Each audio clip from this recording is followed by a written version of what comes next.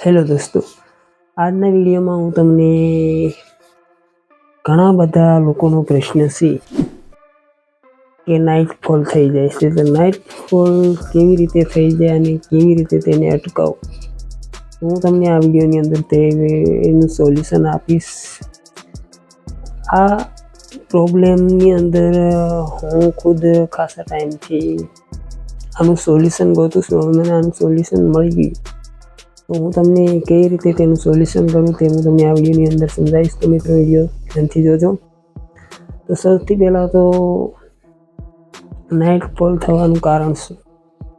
નાઇટફોલ થવાનું કારણ એક જ, તે તમે દિવસની અંદર કોઈ પણ ખરાબ વાત કરતા હોય અથવા તો કોઈ પણ પિક્ચર જોતા હોય એની અંદર ખરાબ સીન આવી જાય, તે જોતાં તમે રાત્રે સૂઈ જાઓ તો તમારે તે સપનામાં આવે, તેથી તમારે નાઇટફોલ થાય છે.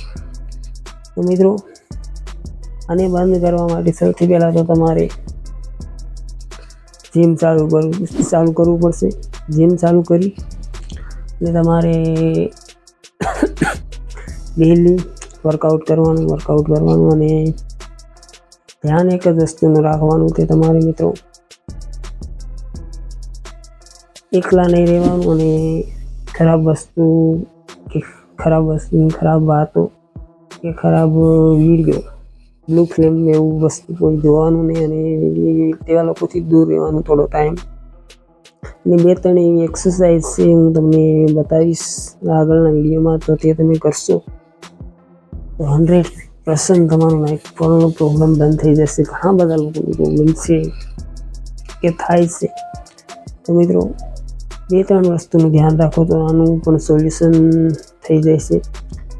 અને ખાસ કરીને જે લોકો વ્યસન કરે છે, દારૂ, સિગરેટ, ગાંજા, નશા, ગુટખા, જે પણ લોકો આટલું વ્યસન કરતા હોય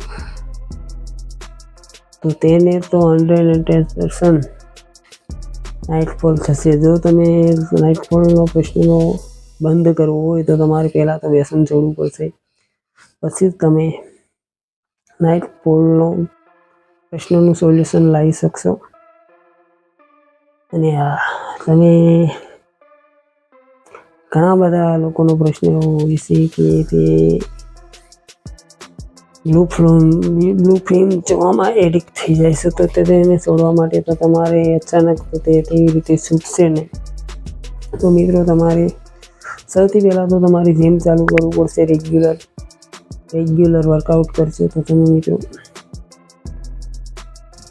તમારો આ પ્રશ્ન દૂર થઈ જશે. અને તમારે ખાસ ધ્યાન એ રાખવાનું કે એકલા રહેવાનું નહીં. દિવસે ગમે ત્યારે તમારે કોઈ પણ કામમાં બિઝી રહેવાનું. બિઝી રહેવાથી તમે તેવો ખરાબ વિચાર નહીં આવે અને તમારે મિત્રો એવો વિચાર આવે નહીં, એટલે તમારી એવો કોઈ પ્રશ્ન બનશે નહીં. અને રાત્રે સૂતી વખતે ધ્યાન રાખવાનું અને મોબાઈલને તમારે દૂર રાખવાનું.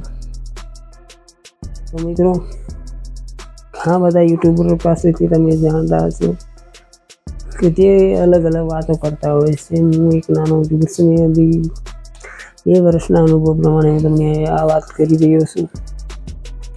તો મિત્રો, વિડીયો તમને સારો લાગે તો વિડીયોને લાઈક કરો, કમેન્ટ કરો, સબસ્ક્રાઈબ કરો અને તમારા ભાઈને સપોર્ટ કરો.